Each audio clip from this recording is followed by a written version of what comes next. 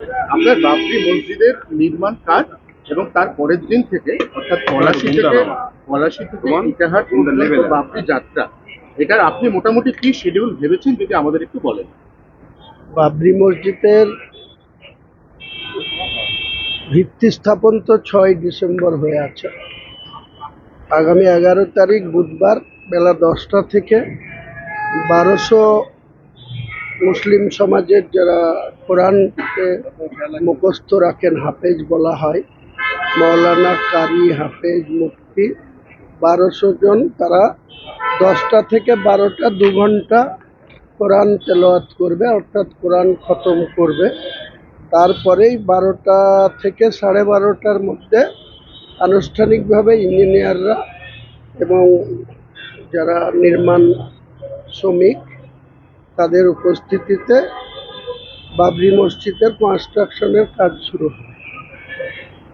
তো সেটা এবার ইঞ্জিনিয়ার যারা দায়িত্বে আছে কেরলের, সেই দায়িত্বের ব্যক্তিদের কাজ তেনারা করবেন। তেনারা, আমার আগে ধারণা ছিল যে 3 বছরের মধ্যে কমপ্লিট, কিন্তু এগ্রিমেন্ট যেটা সাইন হয়েছে সেটা 2 বছরের মধ্যে বাবরি মসজিদের কাজ কমপ্লিট করে দেবেন।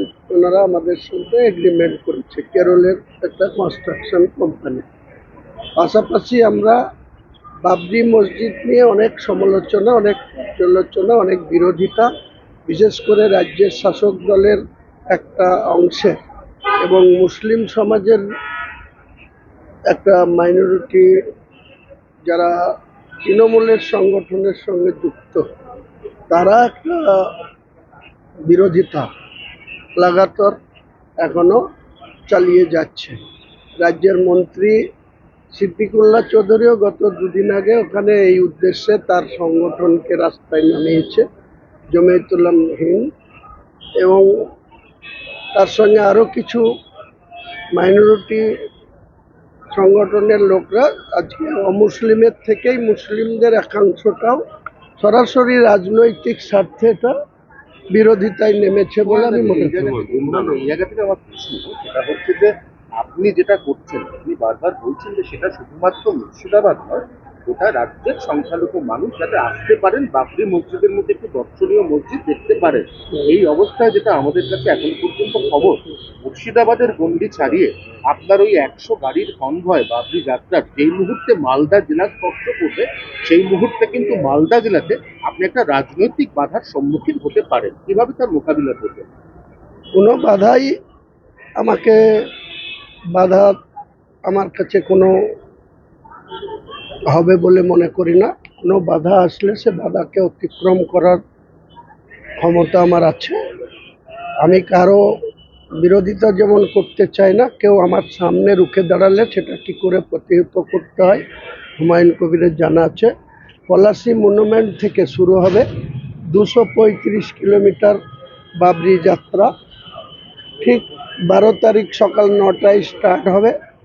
দুপুরবেলায় কোথাও একটা লাঞ্চ ব্রেক হবে, তারপরে আবার শুরু হবে। টোটাল 235 কিলোমিটার লাস্ট গিয়ে 13 তারিখে রাত্রিতে ইটাহারে গিয়ে সমাপ্ত হবে। রাস্তায় যদি কেউ বাধাপ্রাপ্ত করে তা মোকাবেলা করার জন্য আমরা তৈরি থাকব। বিশ্ব হিন্দু রক্ষা পরিষদ তাদের যিনি সর্বভারতীয় সভাপতি, তিনি গতকাল একটি ভিডিও প্রকাশ করেছেন, বলেছেন যে বারাণসী থেকে কাতারে কাতারে হিন্দু তারা 11 তারিখে ঠিক সকাল 10টার মধ্যে আপনার ওই প্রস্তাবিত বাবরি মসজিদ সেখানে পৌঁছে যাবে এবং বাবরের নামে মসজিদ করার ক্ষেত্রে তারা সমস্ত রকম বাধা সেখানে তৈরি করবে। কি বলবেন? রাজ্যের প্রশাসন আছে, দেখবে। আর আমাদেরও যারা মসজিদ নির্মাণ করছি, আমাদের যে ট্রাস্ট, সেই ট্রাস্ট এবং স্থানীয় মুসলমান যে জনবসতি আছে, তারা এনাফ ইজ এনাফ, এই ধরনের কোনো প্রতিরোধকে রক্ষা করার মতো ক্ষমতা মুর্শিদাবাদের আম জনতার রয়েছে। কারো শক্তি থাকলে মুর্শিদাবাদে গিয়ে প্রতিহত করতে পারে। একটা কমিউনাল সংঘাতের গন্ধ পাওয়া যাচ্ছে না? কোনো কমিউনাল, আমরা যখন রাম মন্দির হয়েছিল, আমরা ভারতবর্ষের মুসলমান কেউ তার বিরোধিতা করিনি। যখন বহরমপুরে রাম মন্দিরের শিলান্যাস হচ্ছে, আমরা কেউ বিরোধিতা করিনি। আমাদের মসজিদ করার অধিকার আছে। আমার পুত্র সন্তান হলে তার কি নাম রাখবো, সে নাম রাখার অধিকার সংবিধান আমাকে দিয়েছে। সেই সংবিধানকে সম্মান জানিয়ে ভারতবর্ষের নাগরিক হিসাবে আমি যে মসজিদ করছি সেই মসজিদের নামকরণ যখন কমপ্লিট হবে তখন কি হবে। এখন তো একজন হিন্দু ব্যক্তি দুদিন আগে তার যে চিপনি ভাটা কে পাল, তো তিনি নিজে আমাকে ফোন করে বলেছিল আমি বাবরি মসজিদের জন্য ইট দেবো। আমি বলেছিলাম আপনার ওই যে কে পাল এই ইট আমি নিতে পারবো না। তো তিনি নিজে সেই ফর্মা চেঞ্জ করে বাবরি লিখে সেই ইট প্রোডাক্ট করে সেই ইটকে পুড়িয়ে কংক্রিট করে সেই ইট ওখানে দিয়ে গেছে। তো ওনারা রুকুক। আমি বলছি আমি কারোর সঙ্গে কোনো ল অ্যান্ড অর্ডার ব্রেক হোক এটা চাই না, কিন্তু মুর্শিদাবাদের বুকে এটা অযোধ্যা না। আমি মনে করিয়ে দিতে চাই বিশ্ব হিন্দু পরিষদের সম্মানীয় নেতৃবর্গকে যে এটা ভারতবর্ষেরই, আমরাও নাগরিক, তিনারাও নাগরিক। ভারতবর্ষর মানুষ ব্রিটিশের সঙ্গে লড়াই করে ভারতকে স্বাধীন করেছিল। আমরা মুসলিম সমাজে বিলং করি, আমরা অমুসলিমদের সঙ্গে সম্পূর্ণ সম্প্রীতি রেখে সহযোগিতা করে ভাই ভাই হিসাবে মেনে চলতে চাই। কেউ যদি আমাদেরকে পাথর ছুঁড়ে আমি তাকে রসগোল্লা ছুঁড়ব না। হুমায়ুন, শেষ প্রশ্ন হচ্ছে আপনার সঙ্গে নিউ টাউনের পাঁচতারা হোটেলে বৈঠকের পর মোহাম্মদ সেলিম দলের ভেতরে বাইরে বিভিন্ন জায়গাতে সমালোচিত হয়েছে এবং সিপিএম বা বামফ্রন্টের পক্ষ থেকে বলা হয়েছে ওটা ছিল মোহাম্মদ সেলিমের ব্যক্তিগত বৈঠক, ওর সঙ্গে বামফ্রন্টের কিন্তু এখনই জোট আলোচনার কোনো সম্পর্ক নাই। বামফ্রন্টের যেসব নেতৃবর্গ আজকে এসব কথা বলছেন তেনারা হয়তো জানেন না যে তিনাদের পলিট ব্যুরোর সদস্যরা যে মোহাম্মদ সেলিম শুধু একটি পাঁচতারা হোটেলেই আমার সঙ্গে দেখা করেননি, আরও পাঁচতারা হোটেলে দেখা করেছেন, ঘন্টার পর ঘন্টা আলোচনা করেছেন। এবং এই সমালোচনার পরেও মোহাম্মদ সেলিমের সঙ্গে আমার কথা হয়েছে। তিনি এখনও বলছেন, অ্যাসোর করছেন যে তৃণমূলকে হারানোর জন্য তিনি আমাদের সঙ্গে থাকবেন। থাকলেও ওয়েলকাম, না থাকলেও হুমায়ুন কবিরের কিছু যায় আসে না।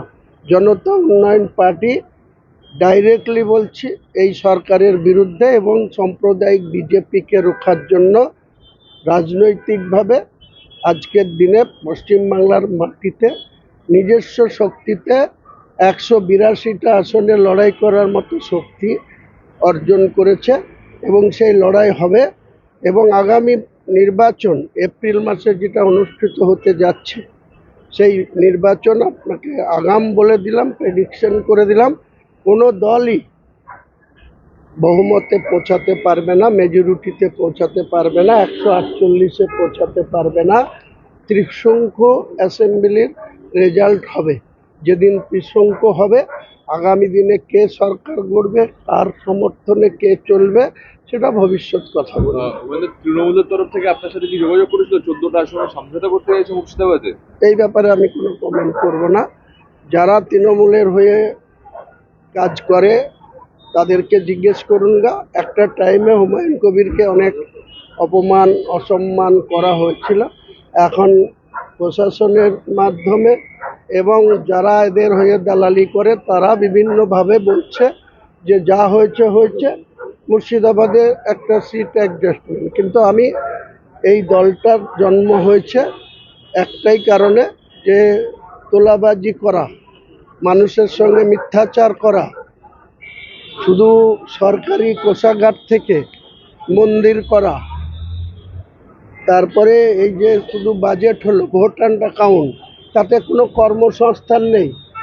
সেখানে সুপ্রিম কোর্ট অর্ডার দিচ্ছে তারপরেও ডিএ নেই কর্মচারীদের, শুধু ভাতার সরকার। শুধু যারা আশাকর্মীরা 15,000 টাকা বেতনের দাবিতে কলকাতা আসতে হয়ে পুলিশের লাঠি খেতে হচ্ছে। আজকে তারা বড় বড় কথা বলছে। আগামী দিনে নির্বাচন আসতে দিন, এসবের সব জবাব বাংলার মানুষ দিয়ে দিবে। আর এই জবাব যখন পাবে তখন কে কার সঙ্গে থাকবে, কে কাকে সমর্থন করবে, সেটা বাংলার মানুষই সিদ্ধান্ত নেবে। দাদা একটু হিন্দি।